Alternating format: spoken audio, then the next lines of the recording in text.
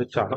So react components നമുക്ക് രണ്ട് type ഉണ്ട്. ക്ലാസ് കോമ്പോണൻസ് ഉണ്ട്, പിന്നെ ഫങ്ഷണൽ കോമ്പോണൻസ് ഉണ്ട്. സോ ക്ലാസ് കോമ്പോണൻസ് ഇത് യൂസ്ഫുൾ ആണോ? നമ്മുടെ ഇപ്പോഴത്തെ മോഡേൺ റിയാക്ട് പ്രോജക്ട്സിൽ ക്ലാസ് കോമ്പോണൻസ് വളരെ യൂസ്ഫുൾ ആണോ എന്ന് നമ്മൾ ഈ ഒരു സെക്ഷനിൽ നോക്കും.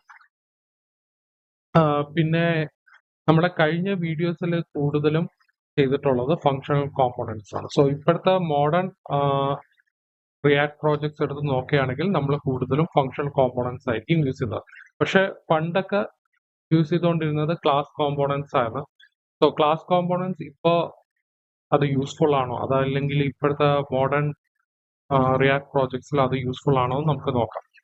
സോ എന്താണ് ക്ലാസ് കോമ്പോണൻസ് എന്ന് നോക്കിക്കഴിഞ്ഞാൽ, class components are ES6 classes that extend the React.com. They can have state, life cycle methods and use this to access props and state. So നമ്മൾ